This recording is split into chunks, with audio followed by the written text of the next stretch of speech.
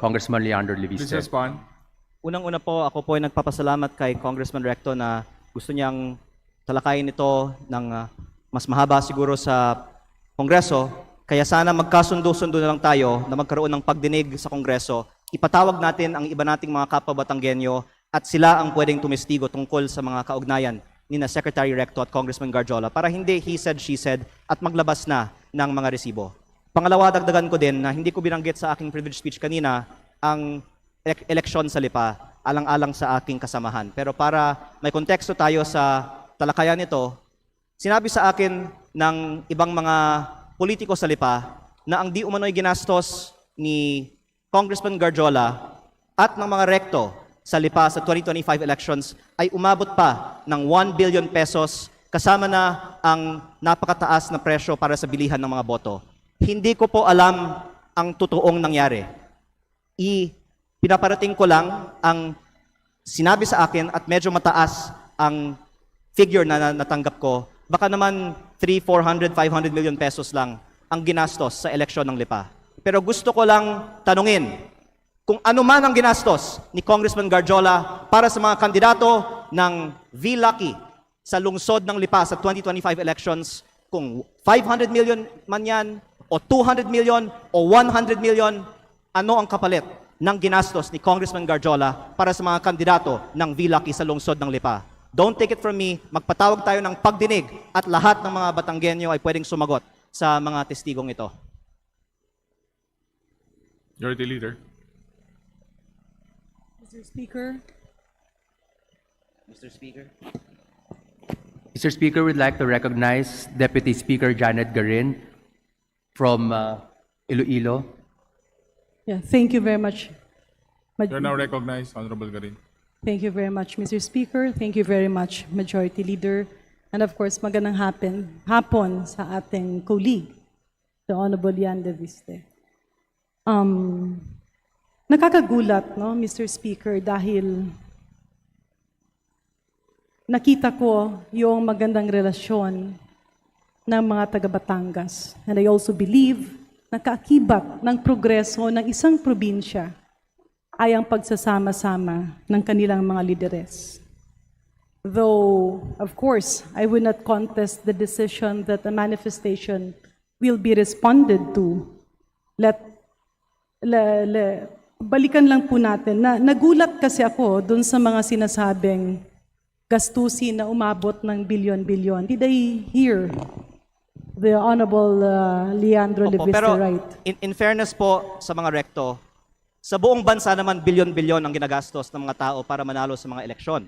At baka ang ibang mga kongresista ay pwedeng magbigay din ng kanilang kananasan kung magkano ang bilihan ng mga boto sa kanilang mga probinsya. Ang itinutukoy kong punto dito ay hindi na may bilihan umano ng mga boto sa eleksyon. Pero na si Congressman Garjola ay umano ang gumastos para sa mga Recto sa Batangas. At least for a large part of their campaign, which I witnessed myself in my district. Yeah, that's why At I ang asked tanong, Mr. Speaker. kung totoo kasi- man, kahit 1 milyong piso, ano ang kapalit ng ginastos ni Garjola para sa mga Recto? Yeah, At kaya ako, kung may katotohanan man ba, ang sinasabi ko na sa April 15, sa dinner na pinicture na nasa Facebook, kwento nila sa akin ang kanilang sistema para sa road openings, bilihan ng lupa, pagpondo gamit ng impluensya sa gobyerno, at pag-raise ng pondo para sa mga eleksyon. Kaya ako nagtanong, Mr. Speaker, distinguished colleague, kasi ganun ba talaga ang gastusan Batangas? Matanong ko po yung ating kasamahan, magkano po ang ginastos niya sa eleksyon? Actually, mas mababa ang gastusan actually sa Batangas kaysa sa ibang mga probinsya. At kung bubuksan natin kung saan ang pinakamataas, balita ko nasa ibang mga rehiyon ng ating bansa, hindi masyadong mataas ang Calabarzon, di ba? Kong JJ, hindi masyadong mataas sa atin sa Batangas o sa Quezon. Pero Maybe the Honorable... ang punto ko ay hindi para buksan ang ginagastos ng mga politiko sa mga eleksyon. Ang punto ko ay bakit ang isang kontraktor ay gagastos para sa mga politiko? Kung election spending ang bubuksan natin, hindi tayo matatapos ngayong araw. Ang punto ko, bakit ang kontraktor, ang lantaran, nag-host ng mga political events para sa mga politiko sa Batangas? Mr. Speaker, would the Honorable J.J. Suarez respond? But I would continue my line of questioning after his response. Sorry. Before we continue, let's put a little order here. Huwag nating gawing free for all to, please. Ang punto ko, Honorable kung ay- members kung anong of this ginagastos sa House. Quezon o sa Excuse me, Batangas, I'm addressing mas the mababa floor, naman. sir. Kasi Order. nasa probinsya. I'm addressing the floor. Let's put a little order and let's put a little respect with our colleagues. Honorable JJ, please respond. You were called out. Yeah, thank you very much, no, Mr. Speaker.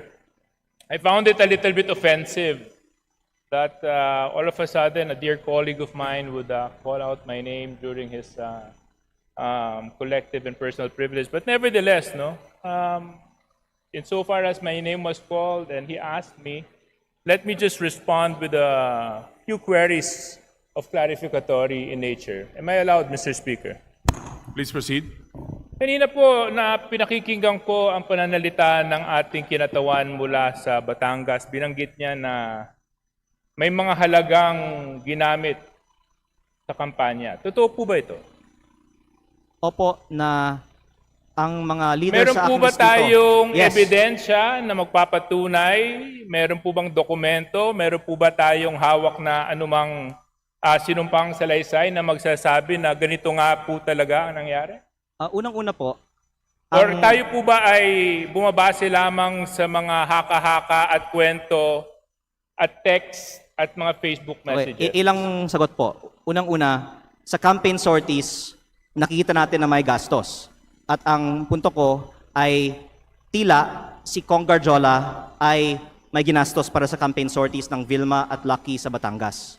Pangalawa, ang leaders ko sa Batangas, ayon sa aking isinalaysay, ay nakatanggap ng pera galing kay Congressman Garjola at ito po ay para ikampanya ang Vilma at Lucky pero galing kay Congressman Garjola. At pangatlo, magpatawag na lang tayo ng pagdinig sa Kongreso para ang mga ibang mga politiko sa Batangas at hindi ako ang pwedeng tumistigo tungkol dito. Mr. Speaker, tayo po ay nahalal bago 2025. Taon po ngayon ay 2026. Kung talaga pong may mga ganong nangyari na maanomalya o questions of irregularities during the campaign, were the proper cases filed in COMELEC? Were ethics complaint filed in Congress? Why are we now standing here insinuating all sorts of illegal acts that happened in 2025 when so much time has passed? Unang-una Now po, I question, Mr. Speaker, the timing of all of this. Now I even find it a little bit offensive na pati ako babanggitin. But I'll tell you one thing, Congressman Leviste, ayos kami sa Quezon, wala kaming problema doon. ang sinasabi fact, ko kami, mas nagkakasundo mababa at ang gastusin sa nagkakaisa. Quezon. Walang Well, kalaban ka naman sa nakarang eleksyon di ba? Congressman Leviste, Mr. Speaker, I'm sorry. I'm supposed to be respecting Please, our rules. address the Mr. Speaker, unfortunately, I do not abide by comments of the good congressman from Batangas. I think it's totally uncalled for and baseless.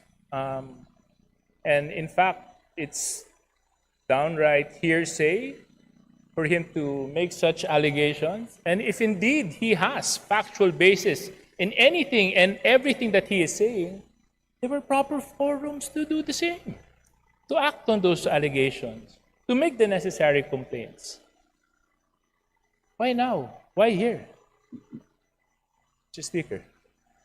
First of all, I would like to manifest that I appreciate the help that Deputy Speaker Suarez has extended to me in my first term as a advisor and mentor.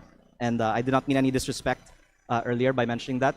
My point was that mas mababa ang gastusin sa Quezon at Batangas at sa Calabarzon kumpara sa ibang mga rehiyon.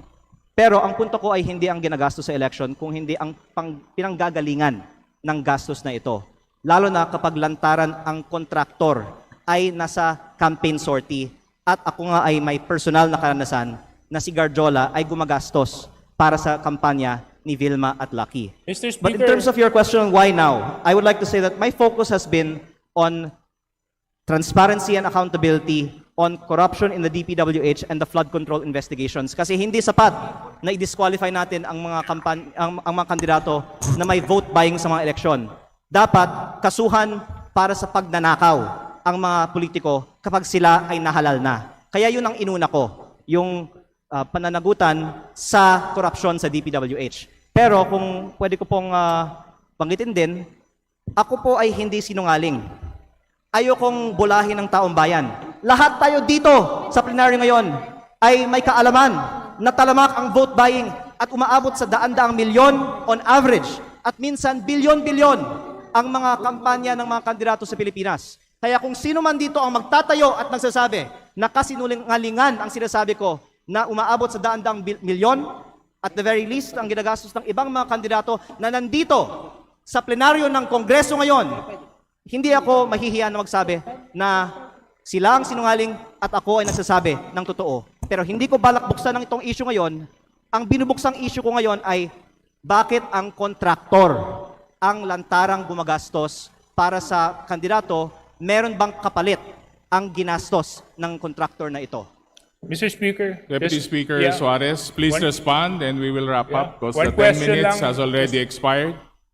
Please Na- take note, Majority Leader.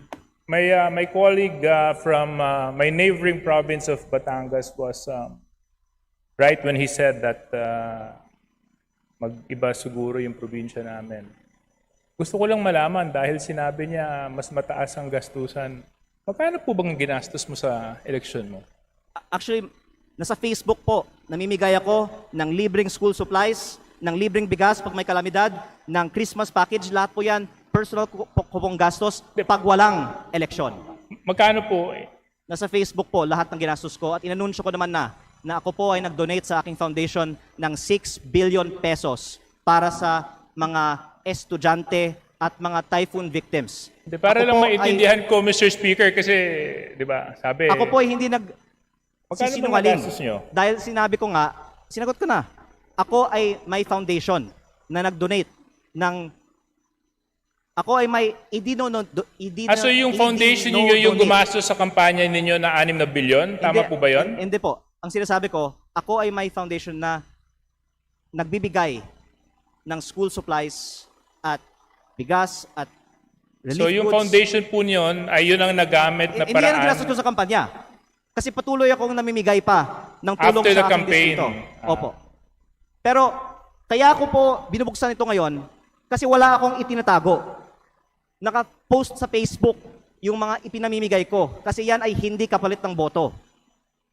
At ayaw ko na magkukunwari tayo dito bago ko pa papangalanan ng ibang mga nakatayo sa Kongreso ngayon na balita ko ay may mataas na presyo ng bilihan sa kanilang mga eleksyon na itanggi natin dito na talamak ang vote buying at mataas na spending sa mga kampanya sa Pilipinas. Ang pinupunto ko lang po ngayon ay sa mga nakalap kong impormasyon, si Garjola ang gumastos para sa mga rekto sa Batangas. Please wrap up, honorable members. Yeah, I'm Final just... response. Yeah, Mr. Speaker, thank you very much for the time. Medyo nalito lang ako. Parang ang dami na natin pinuntahan na topic, from vote buying to business associates, to all may sorts oras of naman tayo. partnerships, and to... Mr. Speaker, can we have like 2 hours for this interpellation? My point is, Mr. Speaker, is there was a proper venue, there was a proper opportunity to take the legal recourse to address whatever concerns and allegations the good congressman. We had all of this. And I hope that we avoid grandstanding and taking opportunity of the podium and the bright lights of Congress to set aside our political interests and use the proper forum so that in such a way we can live by the rule of law and abide by the rules of Congress. Thank you very much, Mr. Speaker. Majority Leader. Mr. Speaker, would may like I to recognize continue my Congressman time? Terry Don of Bicol Yeah. Sarok. Yeah. Uh, Mr. before we- Speaker, we point of order, I finish believe this, I'm still Since the time has interpolating. expired, the Honorable Ridon is given a few minutes. Please proceed. Mr. Speaker, point of order. I just have a point of order, Mr. Speaker.